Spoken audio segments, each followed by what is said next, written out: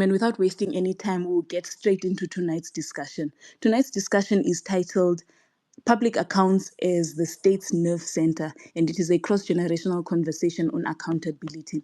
Honorable Tendai, the question that I have, that we have for you tonight is why are public accounts considered the nerve center of the state, and what lessons from your time in government highlight their importance?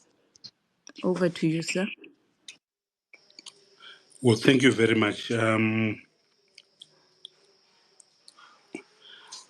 modern state enjoys exclusively about 4 or 5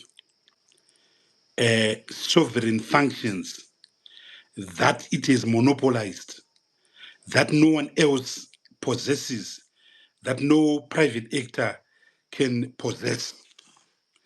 And one of those is the right of the state to levy taxes. Only the state enjoys the sovereign right to levy taxes. And in the context of Zimbabwe, that right is spelled out in section 298, bracket 2 of the Constitution. No taxes may be levied except under the specific authority of this Constitution or an act of Parliament. So that's a sovereign act which no other person has. The other sovereign act which the state has is the sovereign act of making laws. Only the state has got powers of making laws through Parliament. A third sovereign act which only the state has monopolized, only the state has privatized, is the capacity to make war, the capacity to declare war on another country. Of course, this is now subject to the emergency of private actors and private parties that can now wage wars even against states, but it doesn't detract from the foundations of a state. And then, of course, another function uniquely to the state is the power to deal with other states, to appoint emissaries, diplomats, and plenipotentiaries to represent it. So, public finance now relates to the capacity of the state to collect revenue. Why is this function so critical?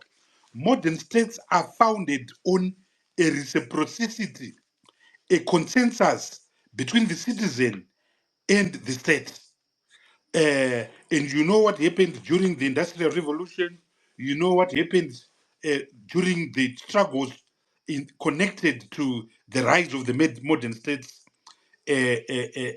Engels writes about it brilliantly in his pamphlet, The Origins of the State, the origins of the family, private property, and the state. So we had feudalism, we had kings, we had monarchs, we had lords, and these lords would collect taxes. They would demand labor. You would work for them. Until recently in Zimbabwe, you work for the king or the chief or the sabuku on Thursday, kuchisi, and so forth. But people then said, but we can't have representation without taxation. If you're going to tax us, then we need to control those resources. We need to elect those that are controlling resources. So taxes are inextricably connected to the modern state, and the modern state is founded, as you say, on the epicentrality of public finance. And public finance, therefore, has got 5 components which are key. The first one is the tax collection element. The tax collection element is found in the Constitution, section 298, bracket 2. They are then tax collecting laws. There are then laws in respect of which the state collects revenue. The most obvious one, and possibly the most important one, is quite clearly the Income Tax Act, the value added tax, the capital gains tax, the Customs and Duty Act. Those are the principal revenue acts in Zimbabwe. They enable the government to collect acts. The Finance Act deals mainly with rates, how you increase rates or you lower rates, but the principal legislation authorizing the state to collect revenue is the Income Tax Act, the Value Added Tax, the VAT Act tax, the Capital Gains Tax, the Customs and Duty taxes. Those are the principal revenue. So tax collection is the first aspect of public finance. Then the second aspect is, of course, expenditure. So, is of course, where do you house these taxes?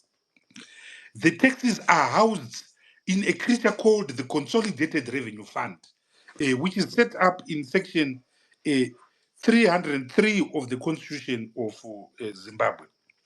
The Consolidated Revenue Fund is therefore the country's huge bank account.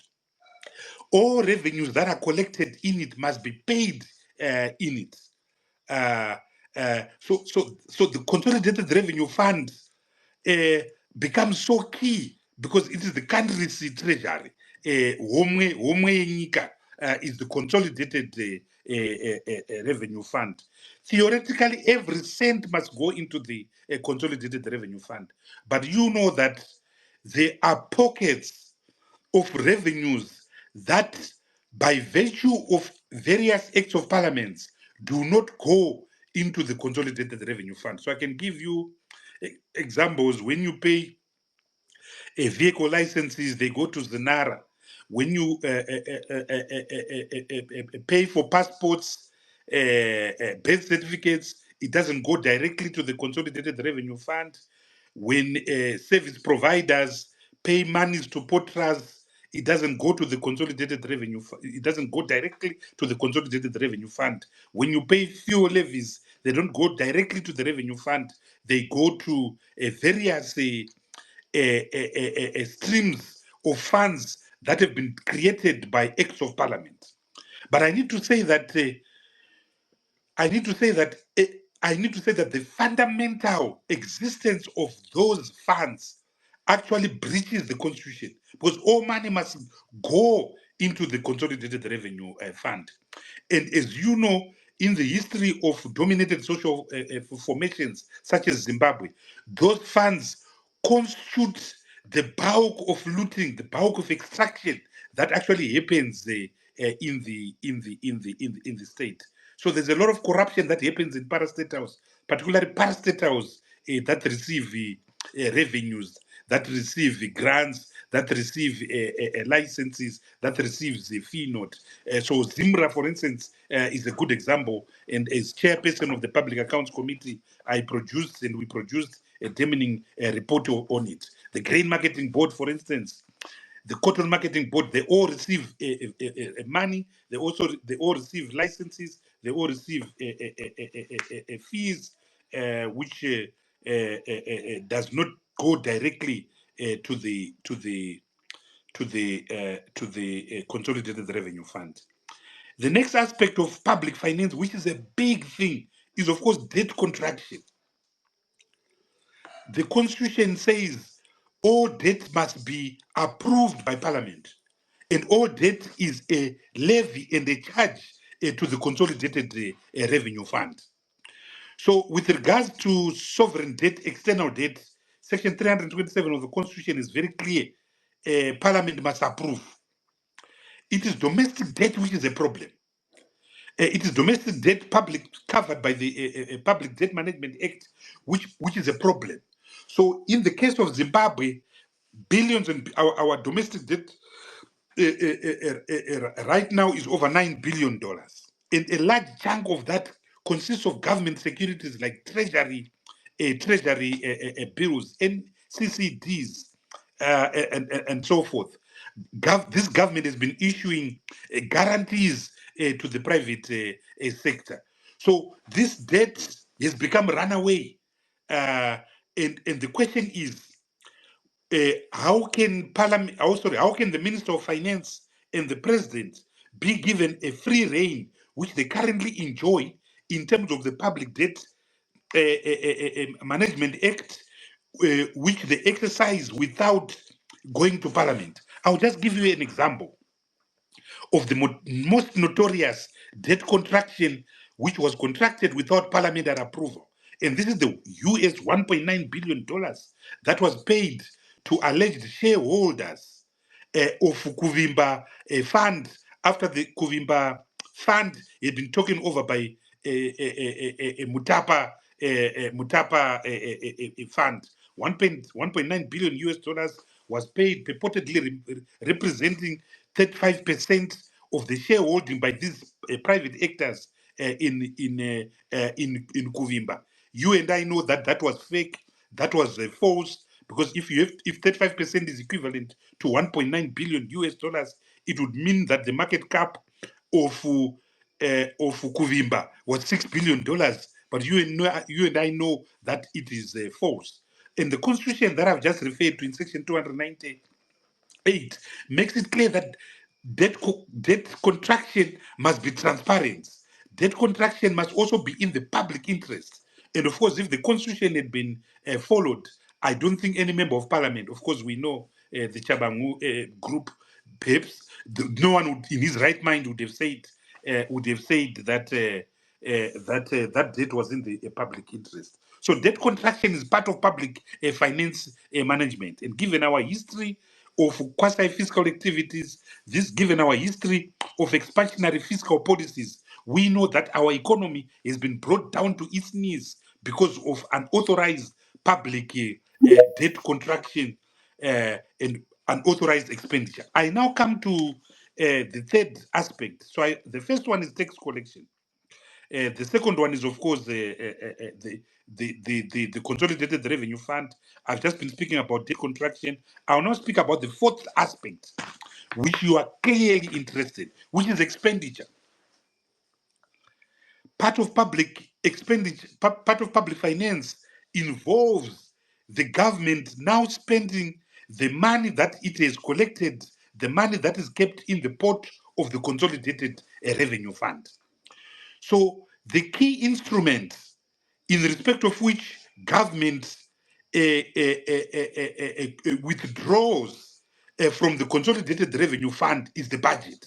The budget is presented annually by the Minister of Finance in terms of at Section 306, it's 305 of the Constitution of Zimbabwe. So when the minister presents his budget, he is basically making proposals. He is basically asking Parliament to be allowed to spend money and to appropriate money to various ministries, which are referred to as votes.